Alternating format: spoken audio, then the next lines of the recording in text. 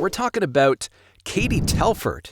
Now, she's the chief of staff for the government of Canada, and she was essentially forced by the NDP and Conservative Party. They put pressure on Justin Trudeau to let her testify about whether or not, or how much information and when Justin Trudeau knew about election interference from Beijing or China. They're all saying Beijing because everybody's afraid of saying China, but I'll say China. Now, that was a few weeks ago. Now, when they pressured Justin Trudeau into allowing her to testify, right off the bat, I was just like, okay, well, this is giving them time to come up with the political jargon that comes with these politicians that appear to be telling, they want people to believe that they have the best interest of the Canadian people. But when it comes down to it, they're just playing this game, and that's just kind of the dirty nature of politics. And now the title of this video, the title of this stream, is The Useless Testimony from Katie Telford. Now, what I should have put on this is a question mark. Was it useless? Because I begin, over the weekend and even this morning, begin digging into what was the benefit of having her testify. So I dug into that this morning. I'm going to share my thoughts, and I'll have you guys share your thoughts as well. Put a question mark on the end of that. Was her testimony completely useless? So let's start this off. I'm going to read from the National Post. It says, another convenient non-answer. Katie Telford stonewalls on foreign interference. She was asked a series of very simple questions. They were questions that did not require a top security clearance, and yet there was a failure to give proper answers. Interesting, right? Ottawa, the Prime Minister's Chief of Staff, Katie Telford, finally appeared before a parliamentary committee examining foreign interference in Canada's electoral system on Tuesday, but despite testifying for over 2.5 hours, ultimately said very little that shed any light on the matter. Her lack of answers on what she knew and what her boss knew in regards to the past 2 elections left a sour taste in the mouths of the Conservatives in particular, who accused her of skirting their questions at the Procedures and House Affairs Committee. Telford, on the other hand, left the committee room with a smile on her face. MPs tried to pin Telford down on several issues that made headlines in recent months, but she consistently said she could not reveal what she was told in classified briefings due to security considerations. A quote from Conservative MP Rachel Thomas, today she was asked a series of very simple questions. They were questions that did not require a top security clearance, and yet there was a failure to give proper answers. Okay, so that was her that said that. Telford cautioned in her opening statement that she receives intelligence but doesn't collect it, and said she is strictly limited in what she could say publicly without violating her security clearance. I can't provide information about what I have or have not been briefed on in an intelligence setting in a public setting, she said. Publicly disclosing what our intelligence agencies know or how they come to know it can imperably harm Canada's national interests and put people's lives in danger. Interesting. That's very, very interesting point of view.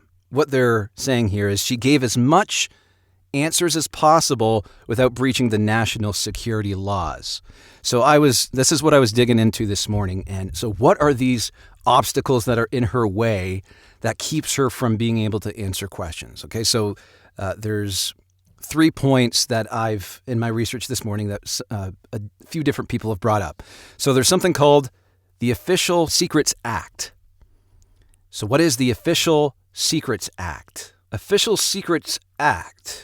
Let me move this.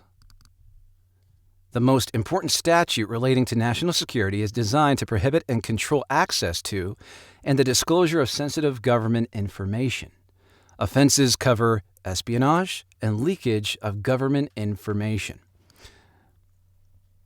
The term official secrets is not defined comprehensively in the legislation. Okay, so it's not defined, but broadly, official secrets may be considered any information of an official character and can be restricted from public access for up to 30 years. It is clear that prohibited places, code words, passwords, plans, models, and articles, notes, or other documents can be regarded as official secrets under the Act. Now, I understand they mention espionage, right? So if there's spies that from Canada in other countries, and we don't want to leak information about that or something that would compromise someone's life. But we're talking about the integrity of our elections, of whether or not we're corrupt from the inside out. I don't know these acts inside and out like some people might, but I need help trying to understand how she's justifying herself and saying that she can't respond to simple questions. So ask yourself, does that sound like something that prevents her from answering basic questions like, can you confirm that Justin Trudeau read his Daily Mail that included the briefing on this? Just answering the question, yes or no. Did he read it? And she answered in a roundabout way. One of the things she said, and I'm going to be sharing some videos here, but she said, nothing is shared with her that isn't seen by the Prime Minister and vice versa. I think there was a way for her to give transparency and stay within the lines of breaching this Official Secrets Act. So that's one of them. To me, this is very murky. And I don't see anything in here preventing her. Like, I don't understand how anybody's life could be at risk, besides an uprising over people being angry about this, I guess. But so let's go to the next one. One of the points that was brought up as well was the Conflict of Interest Act. So what is the Conflict of Interest Act? For the purposes of this act, a public office holder is in a conflict of interest when he or she exercises an official power, duty, or function that provides an opportunity to further his or her private interests or those of his or her relatives or friends, or to improperly further another person's private interests. Number one, they're not being very careful with their pronoun usage. But number two, I think what they're getting at here is they're trying to keep these government officials separate from partisanship, to keep them separate so that there's no conflict of interest. But again, this is about the integrity of our elections. Like, to me, this is king. This is, especially since the accusation is coming from within. Let me know if this act, this Conflict of Interest Act, is a legitimate roadblock for Katie Telford to not answer questions.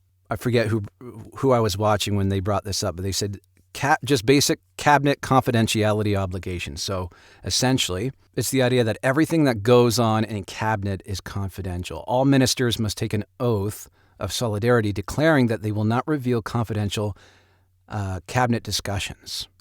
So for me, this very last part, reveal confidential cabinet discussions. So the takeaways, because like I said, the title of this video is Useless Testimony. But was it completely useless? Did we learn anything? This was brought up by MP. She's from Quebec, Christine, blanking on her name. I'll know in a few minutes. But she pointed out this. She said, we better understand the process of how information is submitted to the Prime Minister. And we also know nothing is hidden from the Prime Minister.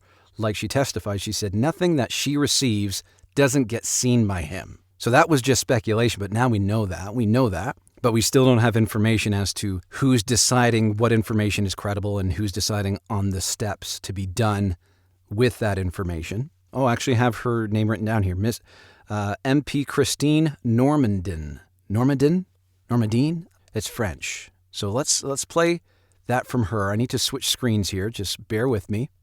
Isn't it to the national security officials to determine if the intelligence is credible, actionable, and so on? I thought we got that from the testimony from Ms. Telford, that she said that's not a political responsibility. It's the national intelligence community that decides that. It was still not that clear to me. And I asked the question, who's responsible in the end for considering which information is credible? And she mentioned that it's a discussion that they have amongst themselves, and they rely on directors from the agencies, but they don't take their opinions for granted. So there's a discussion amongst PMO as to which information is considered credible. And if they don't consider it credible, well, we can assume that they don't do nothing with it. And that's the problem. For a public inquiry, do you think that, I mean, you're talking about restoring public trust. You're saying a public inquiry is necessary for that. Are we going to run into the same problems that the inner workings of deciding what is credible and what is not in the system of national intelligence will still be obfuscated to an extent, as we saw in this testimony from Ms. Telford, where she is by oath and by national security law, not able to talk about everything, and that would still be the case in a public inquiry. I don't think it would be the case with the public inquiry, and the reason, what way?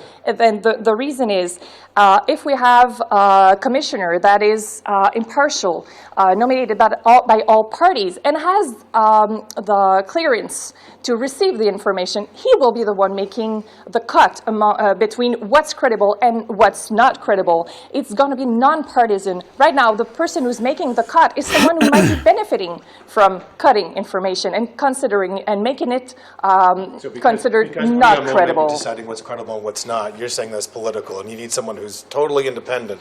It would definitely bring back confidence to the population to have someone outside of PMO, outside of governments, making that decision. And mostly since we've heard testimonies that for the past 40 years, there's been issues with CSIS bringing information about interference to governments, and all of them did nothing. So just because of that, it is a necessity to have a public inquiry with an independent commissioner chosen by all parties. It would restore confidence and credibility, because it would be that person who could make the decision. This is credible information, not credible information, even though it's not made public. We understand that there's issues of national security, but we know at least that the person making that call would have no personal benefit in making such a call. The baseline problem is it's the investigators investigating the investigators. That's what's going on at the top levels. When pressured during her testimony, Miss Katie Telford, saying that they rely on the expertise of the agency of the CSIS, but at the end of the day, it's this little bubble of them deciding what is credible and what isn't. She said we need to eliminate that. We need to appoint some sort of neutral, agreed upon by all parties, commissioner. Now, is that possible? Is it possible to find a neutral commissioner? I think she's right. I think that's what needs to happen. But again, is that achievable?